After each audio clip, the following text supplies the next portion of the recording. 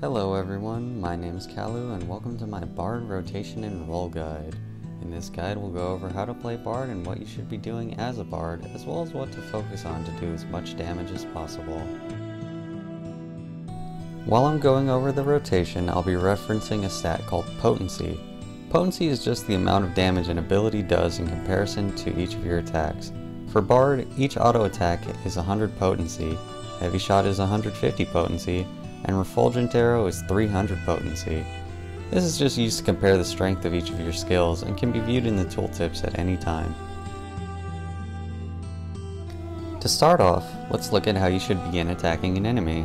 The first thing you'll want to do is make sure you get your dots up on the target, while using your off-global abilities in between. Start off with Storm Bite since it's your strongest dot, then lead into Raging Strikes. Next use Caustic Bite to apply your second dot, then Wanderer's Minuet. After this, you'll want to use Straight Shot to give yourself the crit buff, then use Imperial Arrow for damage and a repertoire stack. Finally, use Iron Jaws to reapply your dots with both of your buffs, then use Sidewinder. After this, you'll want to use Heavy Shot until you get Straighter Shot procs, then spend those procs on Refulgent Arrow. The only times not to be using Heavy Shot on a single enemy is if you need to rebuff yourself with Straight Shot or renew the duration on your dots with Iron Jaws. Be sure that you're using Pitch Perfect whenever you have 2 or more stacks of repertoire, and be using Bloodletter on cooldown. But Kalu, wait, I hear you asking. Why 2 stacks and not 3? Doesn't 3 stacks do more damage? Well, while you're in Wanderers, you have the chance to gain 2 stacks simultaneously, which will do more damage than if you were to just wait until 3 and waste one of your stacks. The math behind it is, 2 procs of repertoire will do 240 potency, and 3 procs will do 420. So having 2 of 2 stacks will do 480 potency rather than 1 stack of 3 doing 420. It seems kind of complicated, but it's actually pretty simple when you start doing it. Basically it just comes down to using it at 2 stacks unless you have Imperial Arrow to make it 3.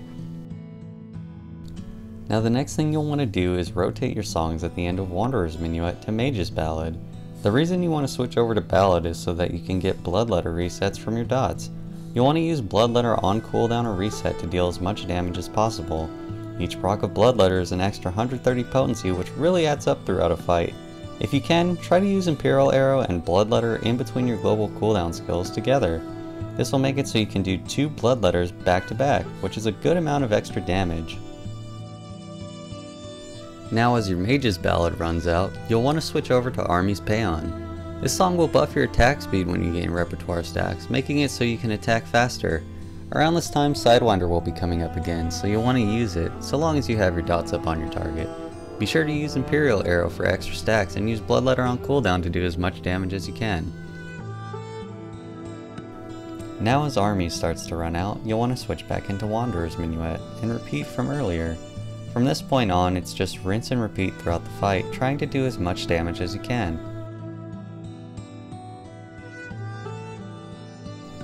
Alright, so now that rotation is done, we can talk about how Bard fits in a group and what utilities you bring, as well as how to use them during different situations.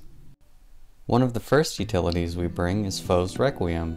Foes is something you'll want to use so long as your MP is full. It's a great skill that will help your group do extra damage for a short duration, so try to use this whenever possible. Next up, we bring Battle Voice, another great utility that will increase your party's overall damage. Make sure to use this whenever you can, so long as you're in Wanderers, Mages, or Armies. After that, we have Warden's Pain. It's basically a free Asuna that doesn't have to be cast, so it's great if you want to help out your healers.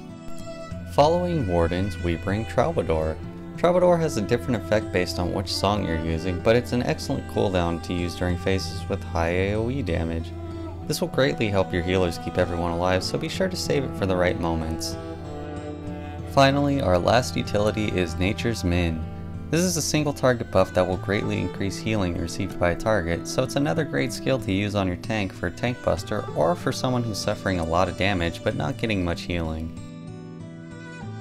Now the roll action utilities can be used by both Bard and Machinist, so be sure to take whichever will fit the group that you're in, as well as whichever fight you're going into. If you have a group that's mainly physical damage, be sure to take Tactician. If mostly magical, take Refresh. In 8-man content, I usually bring both so that I can watch out for everyone and keep my entire group topped up on their resources. I hope you found this guide helpful. Let me know what you think in the comments below. Don't forget to like and subscribe if you want to see more videos like this, and if you'd like to share it with your friends, that would be awesome. My next video will be how to get into raiding with Bard, and we'll go over stats, gear, and how to fit into a specific group composition. Until next time, take care and have fun in Stormblood.